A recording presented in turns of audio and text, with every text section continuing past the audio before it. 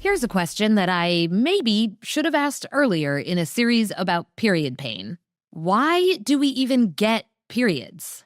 Like, I know that periods are the uterus shedding its lining so that it can build up a new lining for the next egg in case it gets fertilized, but we're one of very few species on Earth that menstruate. It's us, monkeys and apes, 6 species of bats, and the elephant shrew. That's a weird party. If you showed up at that party, you'd be like, why are we all here? And then it gets even weirder when you learn that most menstruating species don't actually bleed out of their vaginas, at least not enough to notice. Mostly they reabsorb the uterine lining that they didn't use, so they don't waste it. What we do, where that unused lining actually leaves our body, is called overt menstruation, and only us and chimpanzees do it. You can see how that would be a pretty inconvenient thing to evolve. Bleeding all over the place once a month, feeling like shit. So for our reproductive systems to have kept working this way for this long, there must be some advantage to it, right? Also, this is our last episode of season 1, so if you haven't given in to the urge to throw ass to this theme song yet, now's your chance. What's happening to your body, we don't know, because we've never really studied the female body. Say it's all in my head, but the research is quite spotty. No, we've never really studied the female body. I go to the doctor to get dismissed. Try losing weight, you're just anxious. That's fine, math's cool, I'm not pissed. Just wait 10 years for a diagnosis. Psychosomatic, you're so dramatic. Hysterical, emotional, hormonal, erratic. Heart disease, chronic fatigue, depression and anxiety. Do you have pain? No, you don't, because you've never really studied the female body. Welcome back to CRAMPED, the podcast where I've been searching for answers to my severe period pain and then trying to understand why those answers are so hard to find. I know for you guys listening, it's just been 10 weeks. But for me, it's been a whole year. A year of researching, reading book after book, interviewing experts, going to doctor's appointments, interviewing other crampers, and just talking about this nonstop. Thinking about what has changed for me over this last year is kind of weird, because on one hand, everything has changed. The way I see the world has changed forever. I feel like I pulled up a corner of a dingy carpet in the house I've been living in my whole life, and instead of hardwood underneath, it was spiders. Now I can't unsee the spiders under the carpet, but I have to keep living in this house. Is that anything? On the other hand, so little has changed. I still have period pain. I know why I get such bad period pain, but I still don't know how to not be in pain on a really basic level. One thing that has for sure changed is the level of rage I feel on a daily basis. It's the kind of rage that can only be described as existential. I want to rip apart every medical textbook that has 2 pages on hormone functions in ovulating people and 4 chapters on what heart attack symptoms look like in men only. I would like to personally demolish every health insurance company with my bare hands and a sledgehammer. I would like to be let loose like a rabid dog in the meta servers that are labeling women's health information on Facebook and Instagram political content and restricting its views. And when I get exhausted from the rage, the grief kicks in. So much of my life stolen by a common disease that should have been diagnosed and treated 20 years ago, but was allowed to spread and grow and dig itself deeper. Every doctor who glanced at my ultrasound and said, normal, and sent me on my way made me sicker. Every birthday party or wedding or family dinner that I missed because I was throwing up or sleeping off a Valium so I wouldn't end up in the ER. The enormity of the failures of the systems we're living in. Those overwhelming feelings of rage and grief make me very much want to tap out.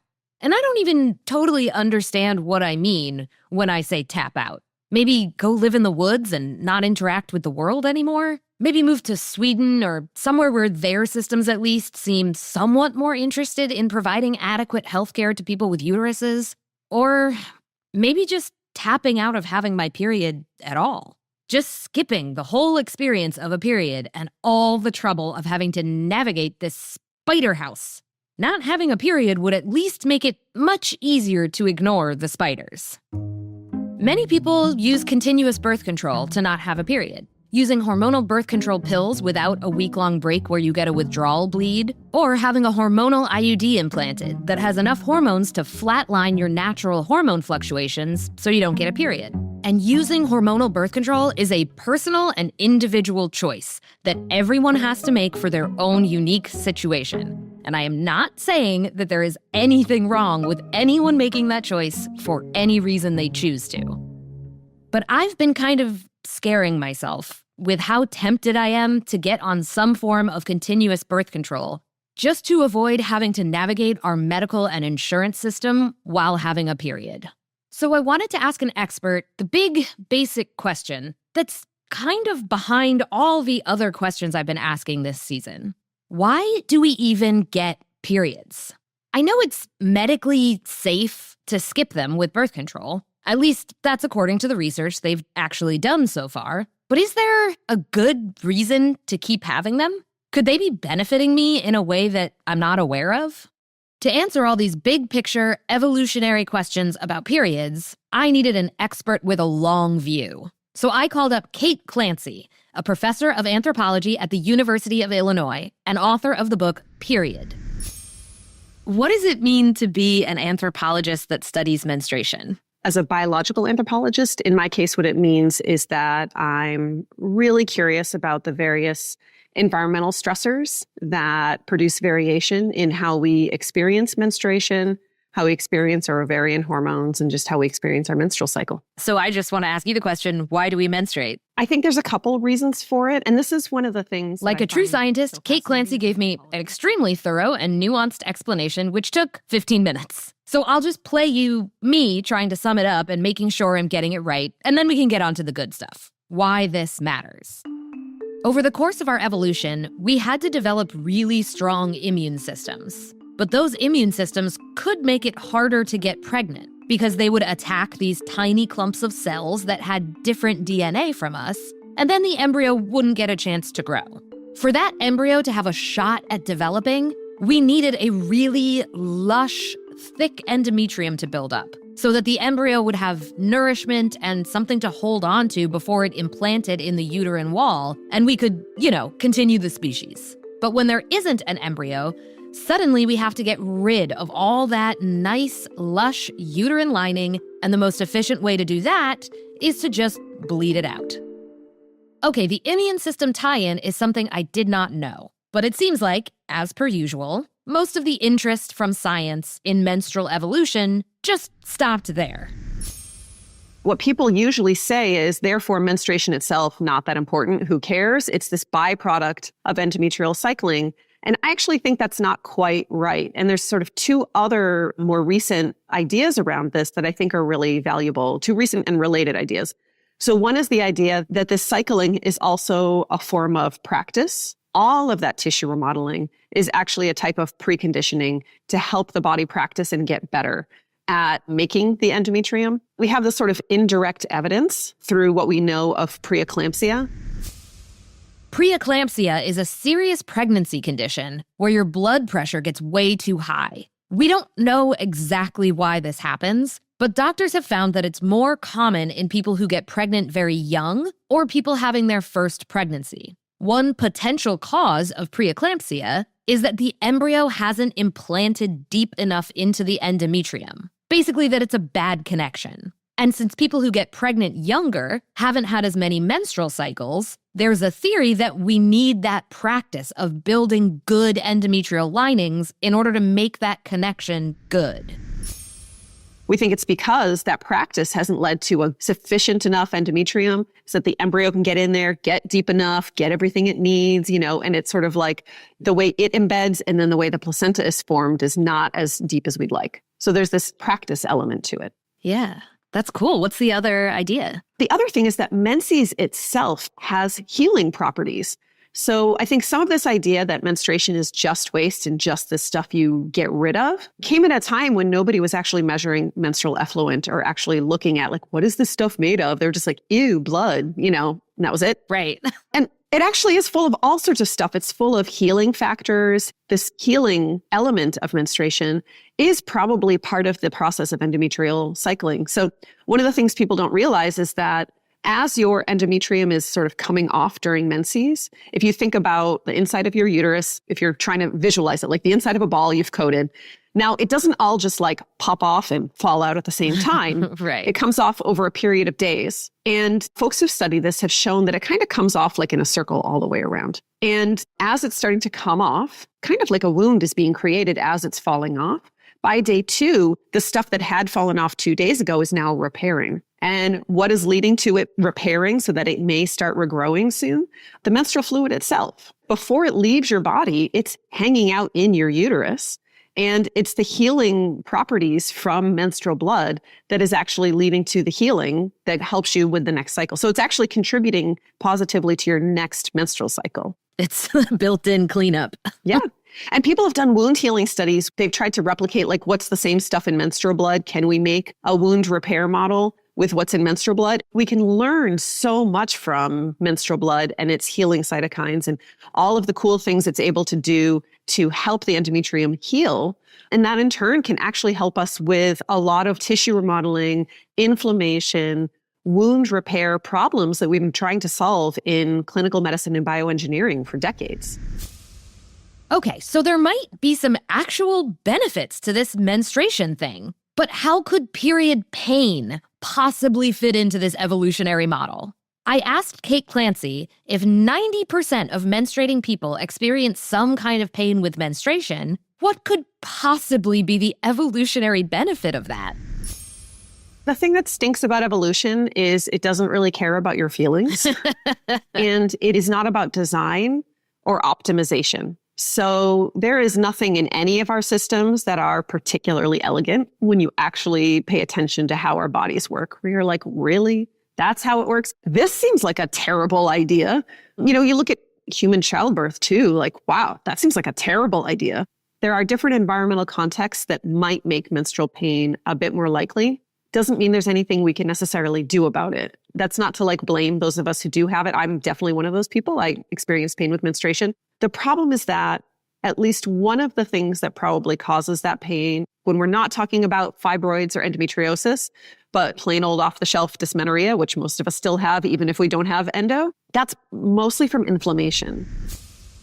The Clancy lab recently published a paper looking at the difference in inflammatory markers between rural Polish women and Polish American women. They did find that the Polish Americans had higher levels of inflammatory markers than the rural Polish women. They're not sure exactly why yet, but it seems like, shocker to no one, being outside more, being physically active, having less exposure to pollutants and industrial toxins, but more exposure to beneficial bacteria in the soil, all add up to having less inflammation in general. And more specifically in this study, less inflammation and pain around your period.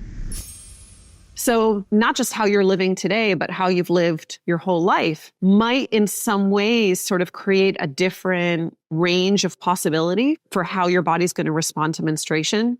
And unfortunately, those of us who were raised, in like fairly American contexts, at least somewhat urban, with exposures to certain types of pollutants, to long periods of sedentary behavior, we might potentially just be a kind of population that's more likely to have that higher inflammation at menses. That basically our body is responding more strongly during menses to the inflammation of menses. And so it's elevating for our whole body. And we can even say, this is something that one would expect in this environment, and that doesn't make it okay. Right. Like something can be common and not be okay. And so the fact that menstrual cramping is common does not make it okay and does not mean it is something we're supposed to just suffer with. So, according to Kate Clancy, biological anthropologist, it's possible that having periods might help the lining of my uterus practice making a really good endometrium that a fertilized embryo could securely attach to. And the more it practices, the less likely it might be that I end up with preeclampsia. And as a bonus, my menstrual fluid has all these healing factors that we're only just starting to study and understand. And while neither of these reasons by themselves give me a strong argument to resist the temptation of just getting rid of my period, it does prove to me that there are benefits of having a period. And since we're just starting to learn about these reasons, there's probably more reasons that we'll learn about soon. We're going to take a quick break, and when we come back, we're going to talk about reasons to hope, period parties, and how much money I've spent on treating my period pain this year. Cause we never really studied the female body. Welcome back to Cramped. Now that we've learned from biological anthropologist Kate Clancy what some of the potential benefits of having a period at all might be, I feel a little less like I need to just get rid of my period in order to live my life. I'll be honest with you, though, I am still struggling with the rage and the grief and the hopelessness. I want to feel excited about all the changes we're making, optimistic about the people making progress and speaking up. So, I asked Kate Clancy, what gives you hope right now? Almost every time I have felt the impulse to lead, but I've gotten really worked up and been like, somebody's got to do something about this. I have learned in my old age to take a beat and look around and say, is there anybody already doing it? People who maybe even know more than me about this. And that's been true pretty much every time. Take a beat. Who are the activists already working in this space? The legislators, the community organizers, the labor unions, and you can find them and follow them. Our culture rewards a lot of leadership and stepping out in front. I would really encourage people to think about what it means to be humble and to follow, because that's actually where I get most of my hope from. I don't actually get a whole lot of hope from those moments I have to step out in front. It's actually incredibly stressful. Right. I do it when I have to, and we all should do it when we have to, but I get so much more hope at those moments when I get to look around and be like, they know what they're doing. I'm going to go and help that person. When I look at the big picture, there's one thing that gives me more hope than anything else. The quality of healthcare we're able to get has always been dependent on how much information we have access to. Obviously, money is a big factor too, but information comes first. When we have accurate information about our bodies, our experiences, and the systems we live inside, we can seek out the right treatment for us. We can push against the available systems in the places where they're not working for us, and we can confidently reject an ignorant authority figure and find something better. This was true in the 1300s, and it's why there were books written only by men and for men about how women's bodies functioned. When you can control someone's access to information, it makes it much easier to control and manipulate those people. The part that gives me hope is that we are currently living in a moment where information is more accessible and available and easily shared than at any other time in our history. But we can't take advantage of the moment if we're still being controlled by shame and taboo and the stigmas around periods.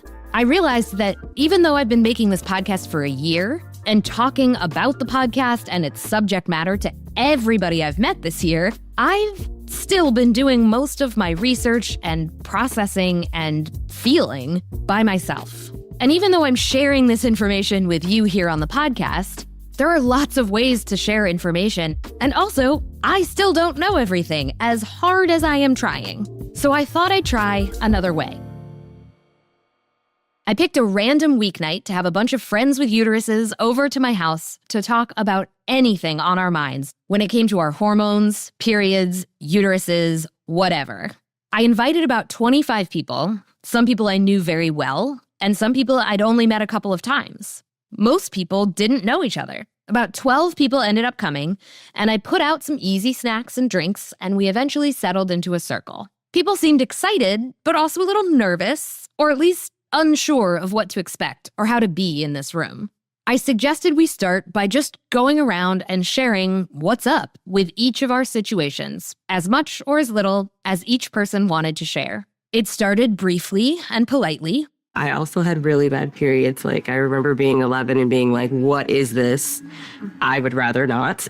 But people quickly warmed up and put their own twists on their stories. A tale of 3 surgeries. That's the structure. And before long, it was just a big conversation, with topics coming up organically and questions being thrown out to the group. Do you guys remember the birth control Yaz? Oh, girl. Did you guys go on that? Yeah. What happened to you? I cried and bled for like 3 straight weeks. We shared stories of how extreme the dismissal of our pain could be. And I have this distinct memory of being wheeled into the operating room and the nurse being like, "Are you sure you should be here?" And then when I got out afterwards, they were like, "We don't understand how you were walking and talking."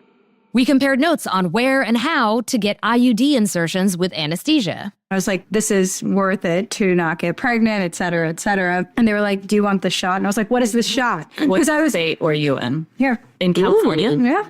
People shared information they'd gotten from doctors, and then how they learned that that information was bullshit. When I got the LEAP procedure, the doctor told me there was a small risk that it would lead to like premature birth at some point because my cervix would be thinner. And I was like, that's interesting. And then later, another gynecologist told me that that was based on one study of Eastern European sex workers. And it was What? like, what? Like, what do you mean? Well- What study? What did they do to them?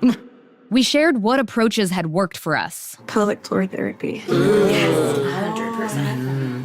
We genuinely congratulated each other on wins and progress.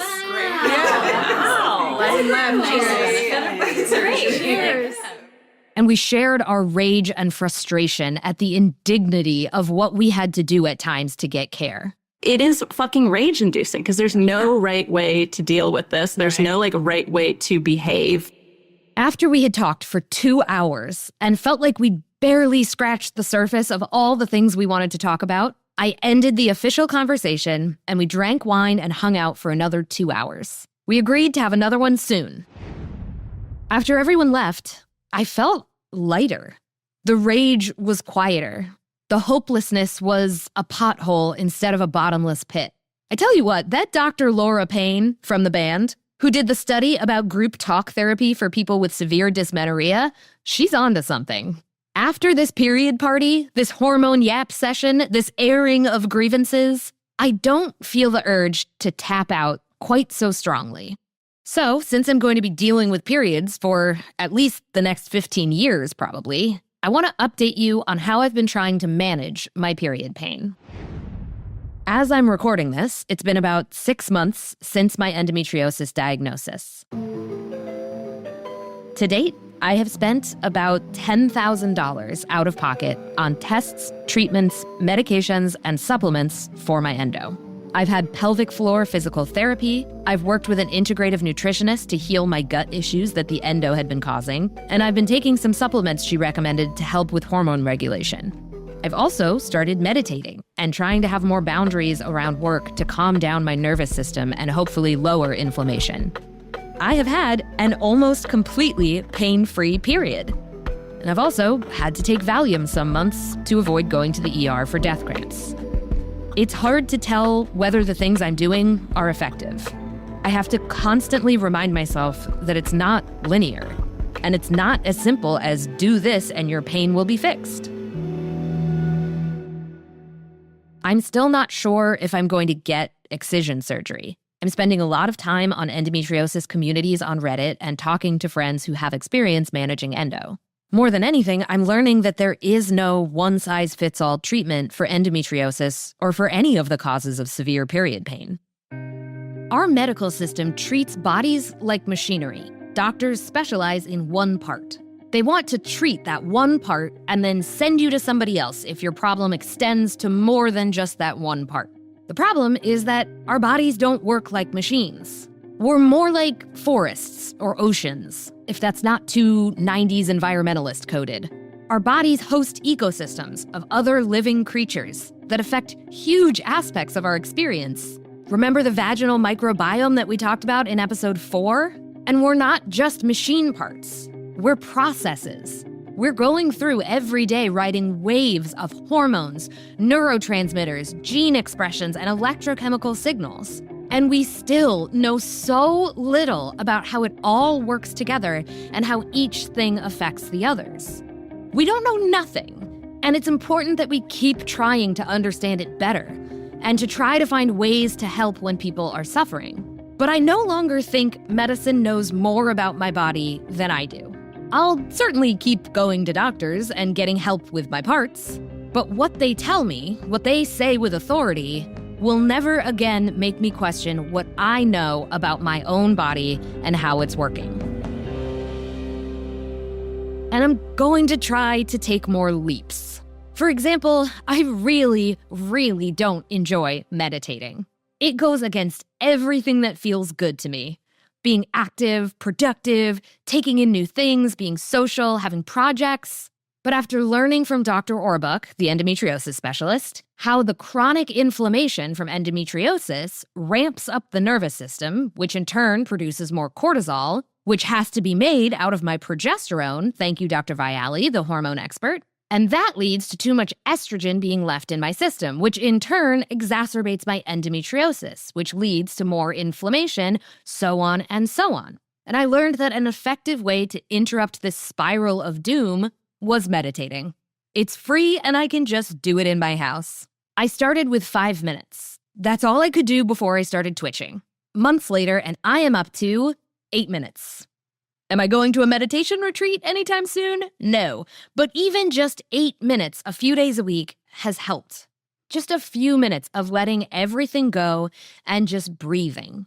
Remembering that I don't need to do anything. I'm alive and I'm experiencing the world, and that's actually the point. And I am devastated to report it actually does help. And that's just one of my new drops in the bucket, which is how I've started thinking about taking care of my endometriosis. Since there's no one big solution or cure, I have to think about drops in the buckets. Working till 10 p.m. and then having a few drinks to reward myself and chill out and falling asleep in front of the TV, those are drops in the bucket that's going to make me feel worse, cumulatively. Ending my workday at 5 p.m., no matter what, and rescheduling all the tasks I haven't gotten done yet, no matter how bad I feel about that, playing with my dog, cooking with my husband, and going to bed at a reasonable time after taking my supplements and stretching, those are drops in the bucket that's going to make me feel better. It doesn't mean I never again will stay up late drinking with my friends or work insane hours on a project. The calculus is just different. And maybe this is just a part of getting older, too. One thing I'm sure of, and something I hope I've been able to communicate, is this. Just because our periods and our period pain doesn't fit into the systems and structures that our world is currently built on, it doesn't mean we should try to get rid of our periods to fit those structures better. That thought, my life would be so much easier without my period, is true. But it's also not the biggest truth. It takes effort and perspective and not being in survival mode to be able to zoom out and see the bigger truth. But in the moments that I can achieve that, after, say, a full year of thinking about periods and the medical system and insurance companies and interviewing experts and connecting with other people in my situation, it becomes clear. These structures and these systems are just things we made up. But the way our bodies function and the things that they need, that's the actual reality, the bedrock. Any structure built on a bedrock that doesn't account for the ways our bodies actually work is stupid and bound to crumble eventually. And those structures are crumbling.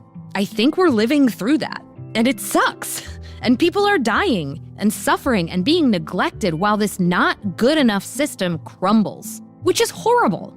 Somehow, we have to both try to survive in the current system while it's actively falling apart and keep our zoomed out perspective in focus so that we can build something better that's actually based in the reality of how our bodies function and what they need. So that's it. The end of these 10 episodes of season 1 of Cramped. Weirdly, even though I've told you all the nitty-gritty details of my uterus and my cervix and my emotions about them, it feels strangely vulnerable to tell you about how I made this podcast. Last year, I got a grant from the Simons Foundation to make these 10 episodes. That grant money is spent, and hopefully I spent it well. I set out to make the podcast that I wish had existed when I was searching for answers and feeling alone and feeling like an unsolvable medical mystery in my teens and 20s. I've gotten emails and messages from people as close as right here in LA and as far away as Australia. People who have had the exact same experience as me, but also people who have had different diagnoses but similar big picture experiences, and people with daughters and sisters and girlfriends who are dealing with severe period pain. I feel like I did what I set out to do with this podcast, but now I want to do more. There are so many more topics I want to explore, like the fact that people who menstruate can experience multiple different puberties throughout their lives, times where their hormones change as much or more as the puberty we went through when we started menstruating. Every time we get pregnant and give birth, and then again when we go through menopause. But the only puberty that's widely acknowledged and given support for is the one that male bodies also go through. But in order to make season 2, our little team needs funding. We're starting to figure out where that's going to come from. If you're listening and you have an idea of how we could get season 2 made, let us know. Maybe you work for a podcast network or a nonprofit that funds projects like this. Maybe you work for a women's health organization. Maybe you would love to subscribe to a Patreon to support more episodes and seasons of this podcast. We're figuring out how we're going to do it, but we're going to need the help of this community. So please reach out to us at crampedpodcast@gmail.com or message me on Instagram at Kate Helen Downey. And hopefully, we'll see you again really soon. Cramped is hosted and created by me, Kate Helen Downey. Kelsey DiLanzo is our editorial producer. Sound design and mixing is by Kramarik at Maven Post Media. Our associate producer is Katelyn Sabater. Cramped's incredible theme song is written and performed by Faraday. Our podcast art was created by Nicholas Scheppard. This podcast is supported by the Simons Foundation's Science, Society, and Culture Initiative. Fiscal sponsorship for Cramped is provided by the Arkansas Podcast Collaborative. Special thanks to Mia Lobel, Yvette Modenow, and Matthew Starr. If you want to join a community of real people talking about their period pain and sharing information, email crampedpodcast@gmail.com to get a link to our Discord. And if you, like me, were intimidated by Discord, don't be. It's basically Slack. If this podcast has been useful or helpful to you, please give us a 5-star rating on Apple Podcasts or Spotify and leave us a review. We are an independent podcast, and taking just a minute to rate and review, it genuinely helps other people find us who might need this information. What's happening to your body? We don't know because we've never really studied the female body.